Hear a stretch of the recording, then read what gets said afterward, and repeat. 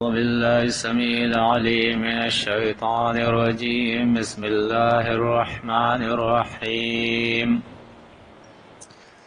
الطلاق مرتان.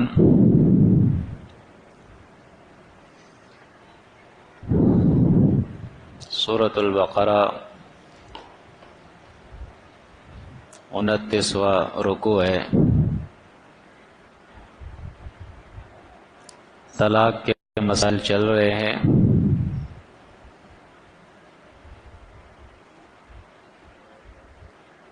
الطلاق مرتان، طلاق دو بار ہے. اس سے مراد طلاق رجعی ہے، یعنی وہ طلاق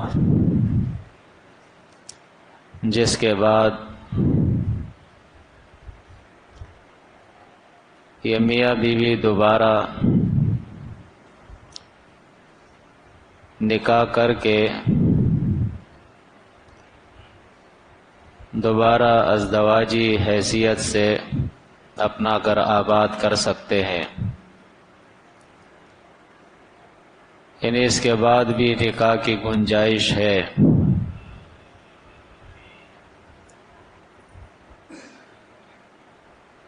اکثر لوگوں نے الطلاق مرتان سے جو معنی اخذ کیا ہے، مفہوم اخذ کیا ہے، وہ صحیح نہیں ہے. کیونکہ عام طور پر لوگ یہ سمجھتے ہیں کہ طلاق 1 2 3 کا نام ہے.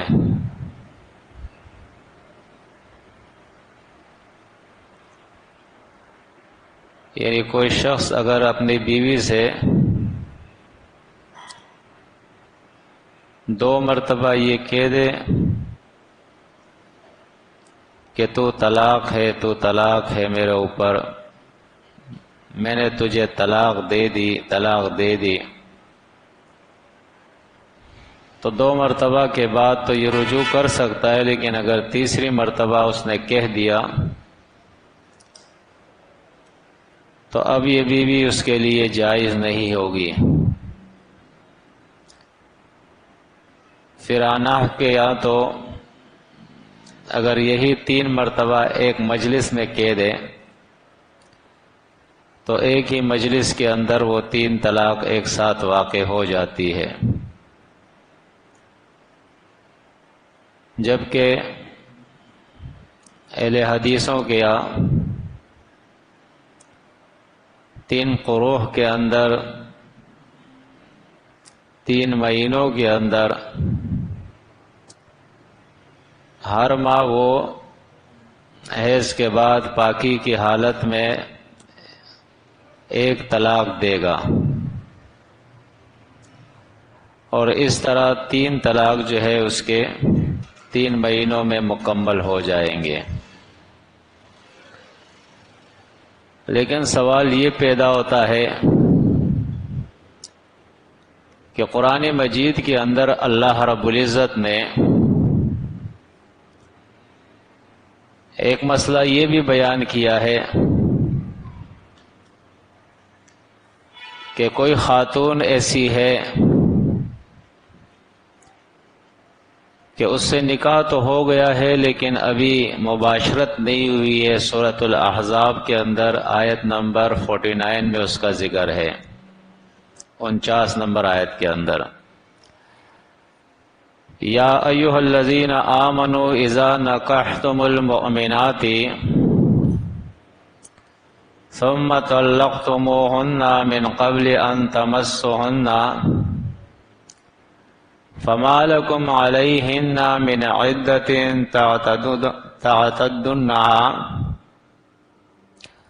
تعتدونها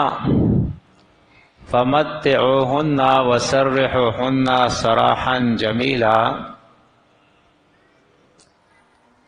اب یہاں جو مسئلہ ذکر کیا جا رہا ہے وہ یہ ہے کہ ایمان والو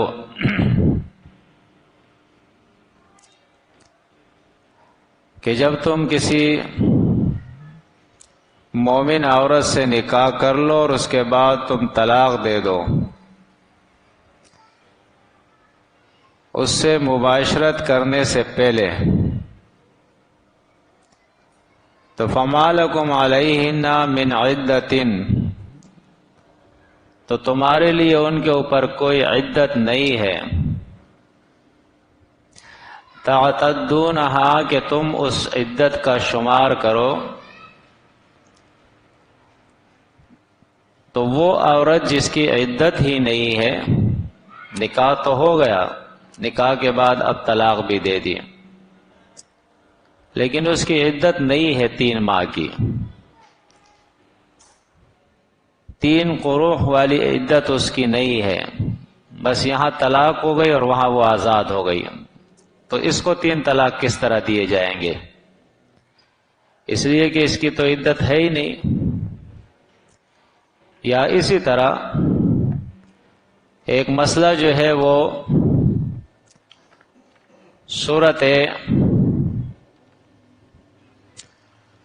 طلاق کے اندر اللہ رب العزت نے ذکر کیا ہے، اور وہ مسئلہ یہ ہے کہ کوئی عورت ایسی ہے کہ وہ حمل سے ہے، وَأُولَاتُ الْأَحْمَالِ أَجَلُهُنَّ أَن يَضَعْنَ حَمْلَهُنَّ، تو اس کی عدت جو ہے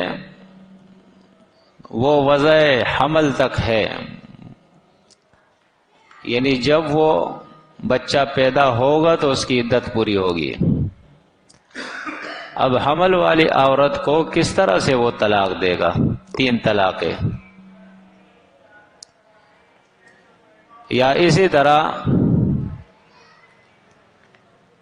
ایک موقف لوگوں کا یہ بھی ہے کہ جو باندھی ہے، اب اسے طلاق دی جائے گی تو اس کی عدت اگرچہ وہ مسئلہ جو ہے اس کی میں کوئی تائید نہیں کرتا، نہ اس کے اوپر تفسیر کرتا ہوں، صرف اتنا کہتا ہوں کہ امت کے اندر اس کی عدت جو ہے وہ 3 مہینے کے بجائے 2 مہینے بتائی جاتی ہے، تو اسے طلاق 3 کس طرح سے دیے جائیں گے؟ بہرحال یہ 2 مسئلے تو واضح ہیں سورۃ الاحزاب اور سورہ طلاق کے اندر، کہ جس عورت سے مباشرت نہیں اور جس کو حمل ہے، اب ان کو طلاق کس طرح دی جائے گی؟ 3 طلاقیں۔ تو یہاں پھر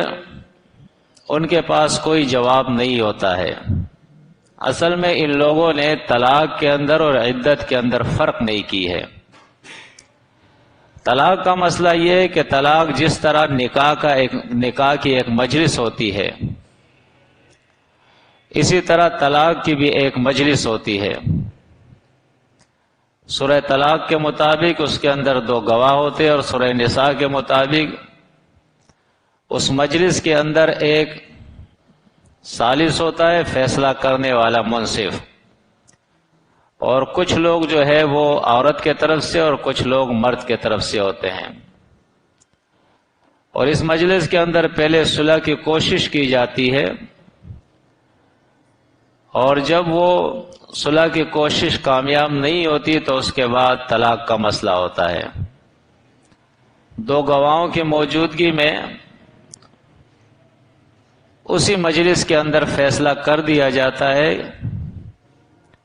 کہ فلاں شخص نے اپنی بیوی کو طلاق دے دی، اپنی بیوی چھوڑ دی اس نے، بس یہ فیصلہ جو ہے اس کو طلاق کہتے ہیں، 1 2 3 کو طلاق نہیں کہتے ہیں، اس فیصلے کو طلاق کہتے ہیں کہ اس نے اپنی بیوی کو چھوڑ دیا۔ نون کاف ہا کے معنی ہوتے ہیں نکاح، یعنی نکاح کے ذریعے اس عورت سے مل جانا، جڑ جانا، اور طلاق کے معنی ہوتے ہیں اس سے آزاد ہو جانا، اس مرد سے، اس عورت کا۔ تو اصل میں یہاں جو الطلاق مرتان ہے، اس کے معنی یہ ہیں کہ دور جہالت کے اندر ایک شخص اپنی بیوی کو طلاق دے دیتا تھا، پھر رجوع کر لیتا تھا، پھر طلاق دے دیتا، پھر رجوع کر لیتا تھا، یعنی اس کے طلاق اور رجوع کا کوئی اس کی تعداد نہیں مقرر تھی، اس کی مرضی تھی، جب چاہے طلاق دے، جب چاہے رجوع کرے۔ تو اللہ رب العزت نے اس جاہلیت کی اس رسم کو ختم کیا اور پابندی لگا دی کہ الطلاق مرتان، کوئی بھی شخص اپنی بیوی کو اپنی زندگی میں 2 مرتبہ طلاق دے کے رجوع کر سکتا ہے، اس کا یہ مطلب ہے۔ یعنی اس نے طلاق دی، اس کے بعد عدت ہے، اب عدت گزر گئی، وہ عورت آزاد ہو گئی۔ اگر یہ شخص اس سے دوبارہ نکاح کرنا چاہے اور وہ عورت راضی ہو تو دوبارہ یہ کر سکتا ہے نکاح۔ اس کے درمیان کوئی حلالہ ولالہ نہیں ہے، یہ حلالہ لوگوں نے اپنے طرف سے بنایا ہے۔ نبی کریم صلی اللہ علیہ وسلم نے لعنت فرمائی ہے ایسے لوگوں پر، حدیث کے اندر آتا ہے لعن رسول اللہ صلی اللہ علیہ وسلم، اللہ کے نبی صلی اللہ علیہ وسلم نے لعنت فرمائی ہے اس شخص کے اوپر جو حلالہ کرتا ہے، اور اس شخص پہ بھی لعنت فرمائی ہے جس کے لیے حلالہ کیا جاتا ہے، دونوں پر لعنت فرمائی ہے۔ اور اس کو اللہ کے نبی صلی اللہ علیہ وسلم نے اس حلالے کو زنا قرار دیا ہے، اور اسے جو ہے مستعار بکرا کہا ہے، مانگا گا بکرا، جس طرح بکریوں کے لیے لوگ لے جاتے ہیں بکریوں کو، اسی طرح یہ بھی اللہ کے نبی صلی اللہ علیہ وسلم نے فرمایا کہ یہ مستعار بکرا ہے اور اس کو زنا کہا ہے، اور ایسے لوگوں پر اللہ کے نبی صلی اللہ علیہ وسلم نے لعنت فرمائی ہے۔ اور اس امت کے پھر جو علماء ہے، فقہا ہے، انہوں نے بھی احادیث کے روح سے اس مسئلے کی یہی وضاحت کی ہے، اگر کوئی حلالے کے ذریعے کسی کے لیے اس کی بیوی کو جائز کرتا ہے تو ایسا حلالہ ہوتا ہی نہیں ہے، اور نہ اس کے لیے وہ بیوی جائز ہوتی ہے، یہ اس نے زنا کر لیا بس۔ مسئلہ اصل یہ ہے کہ ایک شخص نے اپنی بیوی کو طلاق دے دی، طلاق کے بعد اب وہ دوبارہ نکاح کرنا چاہے تو کر سکتا ہے، کسی حلالے کی ضرورت نہیں ہے۔ پھر اپنی زندگی میں اس نے ایک مرتبہ اور اس کو طلاق دے دی، کچھ مدت کے بعد ناچاکی گھر میں آ گئی، پھر بھی یہ نکاح کر سکتا ہے۔ لیکن اگر تیسری مرتبہ اس نے اپنی بیوی کو اپنی زندگی میں طلاق دے دی، اب یہ شخص نکاح نہیں کر سکتا۔ اس لیے قرآن آگے کہتا ہے الطلاق مرتان، طلاق 2 مرتبہ ہے، یعنی طلاق رجعی 2 مرتبہ ہے۔ فَإِمْسَاكُمْ بِمَعْرُوفٍ، پس روک رکھنا ہے اس عورت کو اپنی نکاح کے اندر، اپنے گھر کے اندر، بِمَعْرُوفٍ، قانون شرعی کے مطابق، معروف سے مطابق قانون شرعی ہے، او تصریح، یا رخصت کر دے دینا ہے اسے، بے احسان، احسان کے ساتھ، یعنی اس کے ساتھ بھلائی کر کے اس کو رخصت کر دینا ہے۔ 2 طلاقوں کے بعد پھر گنجائش نہیں ہے، جب تیسری طلاق اس نے دے دی، اور جب طلاق دے دی تو اللہ فرماتا ہے وَلَا يَحِلُّ لَكُمْ، جائز نہیں ہے تمہارے لیے، ان تأخذوا، کہ تم لے لو، مما، اس چیز میں سے، آتیتموہن، جو تم نے انہیں دی ہے، مراد اس سے مہر ہے، شیئن، کچھ بھی، اس میں سے کچھ بھی تم نہیں لے سکتے ہو، الا ان یخافا،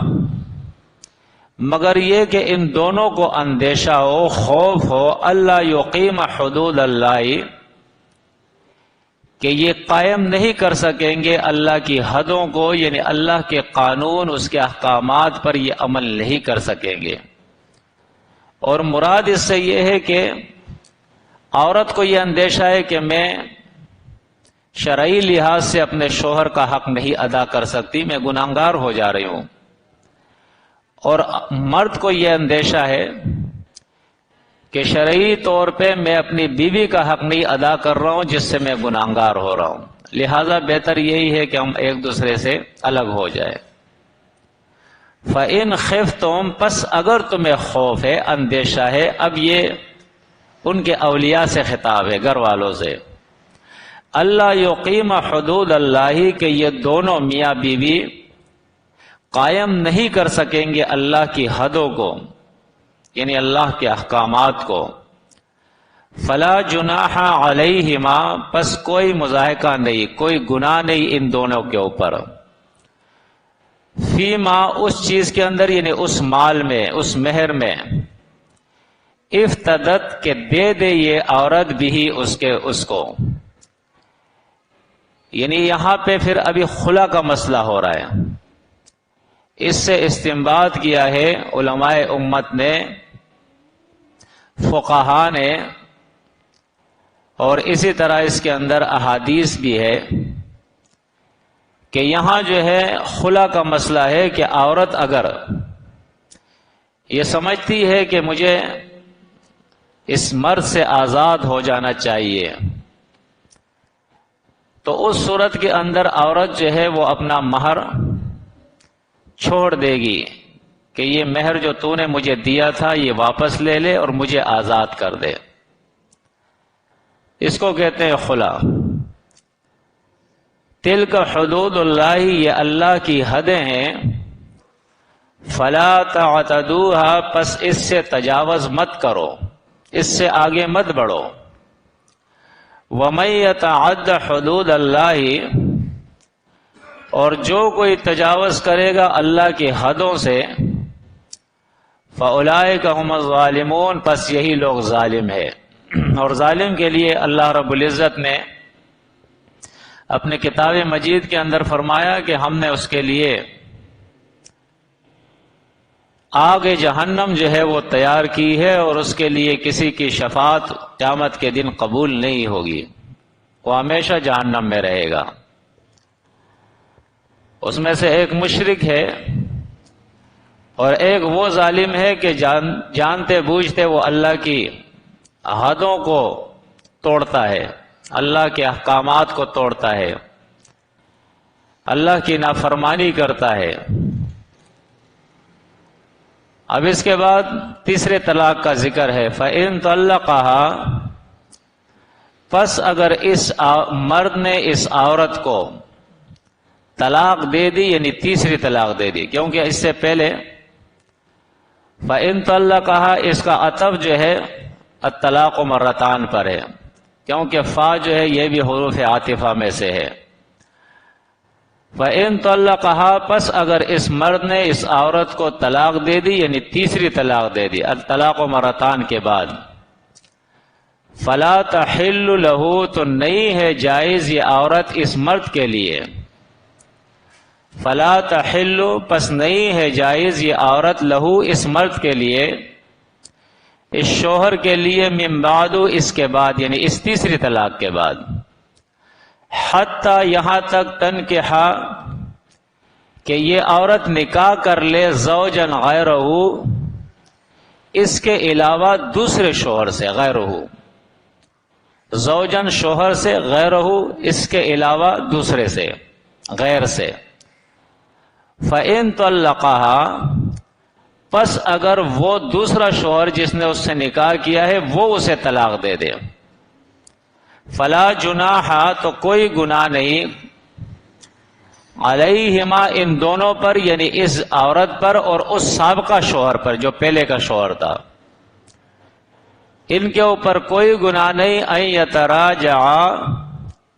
کہ یہ رجوع کر لے ایک دوسرے کی طرف، یعنی دوبارہ یہ نکاح کر لے تو ان پر کوئی گناہ نہیں۔ ان ظنا، اگر یہ لوگ گمان کرے، ظن بمانے گمان کے بھی ہوتا ہے، خیال اور گمان، اور ظن بمانے یقین کے بھی ہوتا ہے کہ یہ لوگ انہیں یقین کر لے ان یقیما، کہ قائم کر لیں گے یہ دونوں حدود اللہ کی حدیں، یعنی انصاف کریں گے ایک دوسرے کے ساتھ، ایک دوسرے کا حق ادا کریں گے۔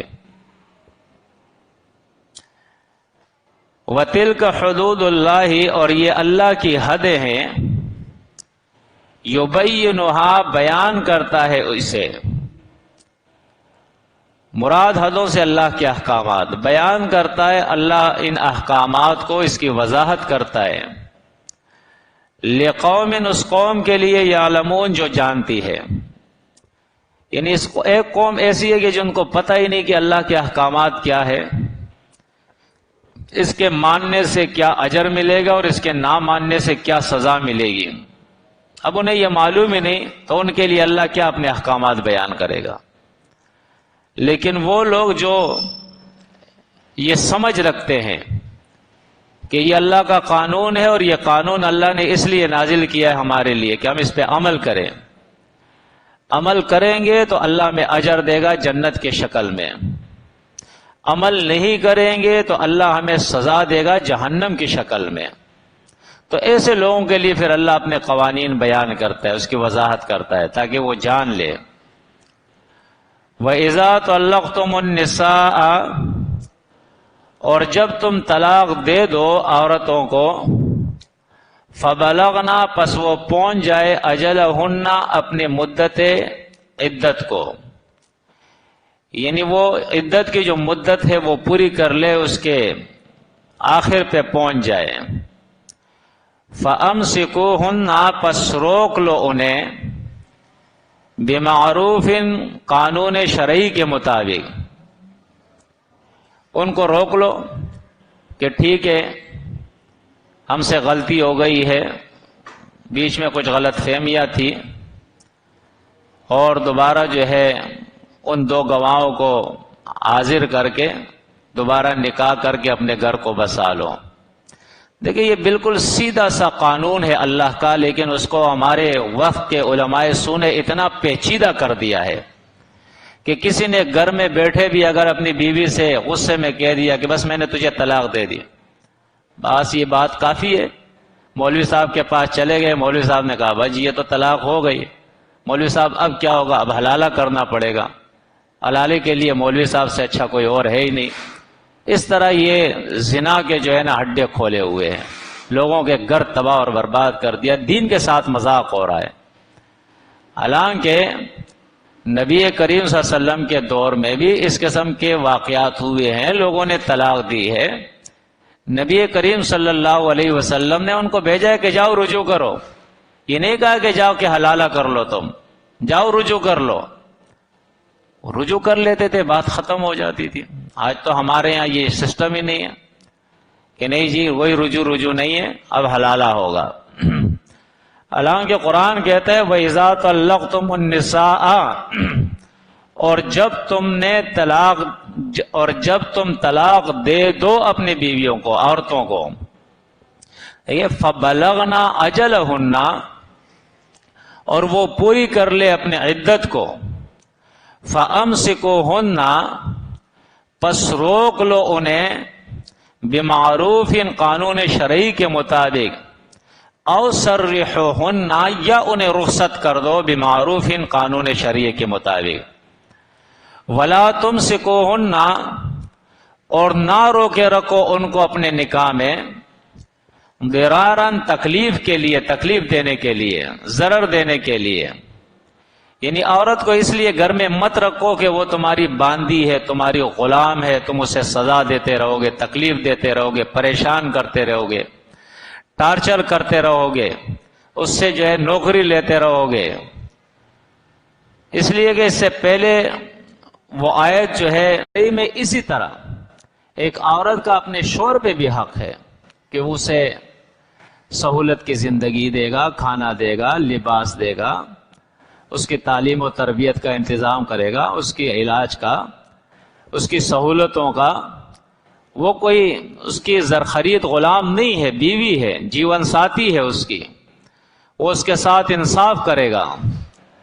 تو فرمایا اس لیے بیوی کو نکاح میں مت رکھو ضرارن کہ تم تکلیف دیتے رہو، لتعتدوا تاکہ تم زیادتی کرو۔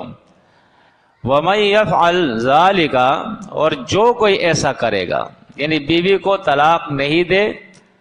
اور نہ اس کا حق ادا کرے اور اس کو ضرر دینے کے لیے، تکلیف دینے کے لیے گھر میں رکھے، نکاح میں رکھے۔ فرمایا وَمَن يَفْعَلْ ذَلِكَ اور جو کوئی اس طرح کام کرے گا، فَقَدْ ظَلَمَ نَفْسَهُ تو یقیناً اس نے ظلم کیا اپنے اوپر، اس لیے کہ اپنی آخرت کو وہ تباہ کر رہا ہے۔ کسی پر ظلم کرنے کا مقصد یہ کہ وہ اپنی آخرت تباہ کر رہا ہے۔ وَلَا تَتَّخِذُوا آیَاتِ اللَّهِ هُزُوًا اور نہ بناؤ اللہ کی آیات کو مذاق، اللہ کی آیات کے ساتھ مذاق مت کرو۔ اس کا مقصد کیا ہے؟ اس کا مقصد یہ ہے کہ جب تمہیں اللہ کی آیت کا علم آ جائے کہ یہ اللہ کی کتاب کی آیت ہے، یہ اللہ کا حکم ہے، پھر اس پہ عمل نہیں کرنا، یہ اصل میں اللہ کی آیات کے ساتھ مذاق ہے، اللہ کی آیات کے ساتھ۔ فرمایا وَلَا تَتَّخِذُوا آیَاتِ اللَّهِ هُزُوًا اور اللہ کی آیات کو مذاق کے ساتھ مت پکڑو، یعنی مذاق مت کرو اللہ کی آیات کے ساتھ۔ اور آج ہماری یہ قوم بحیثیت مجموعی اوپر سے نیچے تک بہت کم لوگ ہوں گے جو اس گناہ سے بچے ہوں گے، اکثریت اس گناہ کے اندر مبتلا ہے کہ جانتے بوجھتے وہ اللہ کی کتاب کی آیات کا جو ہے وہ انکار کرتے ہیں، اس پہ عمل نہیں کرتے، اس کے ساتھ مذاق کر رہے ہیں۔ وَاذْكُرُوا نِعْمَتَ اللَّهِ عَلَيْكُمْ یاد کرو اللہ کی نعمت کو جو اس نے تم پہ کی ہے۔ وما اور اس نعمت کو انزل علیکم من الکتاب کہ اس نے نازل کی ہے تمہارے اوپر کتاب، والحکمتی اور کتاب کی دانائی، اس کی سمجھ، اس کا فہم اللہ نے تمہارے اوپر نازل کیا ہے اپنے نبی کے ذریعے، اس کی سنت کے ذریعے۔ یہ ہے اصل میں وہ اللہ کی نعمت ہے۔ اسلام یہ اللہ کی بہت بڑی نعمت ہے۔ وَاذْكُرُوا نِعْمَتَ اللَّهِ اس سے مراد اسلام ہے، ایمان ہے۔ اللہ کی کتاب یہ اللہ کی بہت بڑی نعمت ہے۔